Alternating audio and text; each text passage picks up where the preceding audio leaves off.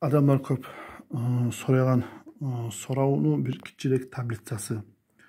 Hani oroza tutkan adamını içine su geçse ne bola?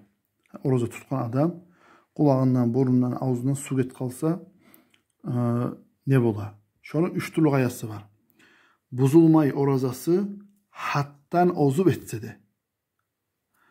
Buzula hattan ozup etse, buzulmay hattan ozmasa. Ay ağzın burnun her bizden çayağın zamanını buzula orozası şu suyun çayağın zamanını hattan olsa buzulmay orozası şu suyunu hattan ozmay aslara cuvan zaman bilmeye get kalsa, içine get kalsa.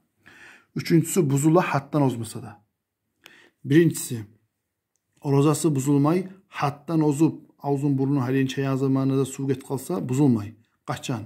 Birincisi ağzı naccas olsa. Ağzı adamın kanağan niyeti ağzın çaymak borç. Naccasını ağzın taydırmatarık.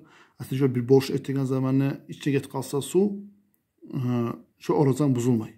Burun naccas olsa, kulağın naccas olsa, kulağın şu kana kalgan, burnu kana kalgan şu çayını ettiğin zamanı bilip içine su get kalsa orozası buzulmay.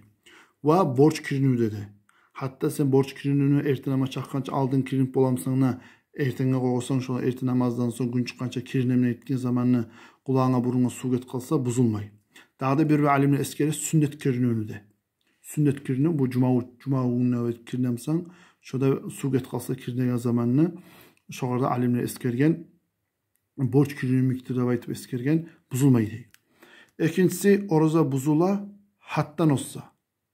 Hattan olsa buzula, hattan ozmasa buzulmay. Kaçan?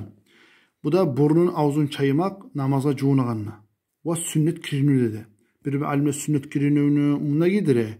Hattan olsa da buzulmay dedi. Bir alimle buna gidire. Şu kirine gelene olsun, sünnet kirini namaz cuğunağanına olsun. Adam ağzın hattan ozup ağzın burun çayağın zamanı su et kalsa orası buzula. Neye tuğursa Peygamber sallallahu aleyhi ve sellem etken ağzınızı burnunuzun namacuğuna çayınız üçerkeren oraza boğanına sak boluguz deyen. Oraza boğan zamanına adam şolay aslara etip özünün küyüman çayağın zamanını get kalsa su buzulmay. Hattan ozup yerine içine gece bekterenini alıp ettiğin zaman get kalsa oraza buzula. Neye tuğursa bizge şariatta görsetmegen oroza boğan zamanına ağzın burnun bek terin çaymağa. Tek çaymağa ağzın burnun hiç hakkında yaray. Talaklı ayakta namaz cuğuna zamanına ve sünnet kirini dedi. Buzula orozası hattan ozmasa da. Get kalın su. Sen hattan ozbed ya da özün küyümen et buzula. Birincisi burnun ağzın çayısa namaz cuğuna 4. keren. Bizge şariatı 3 kere etme gösterken her bir zamanı.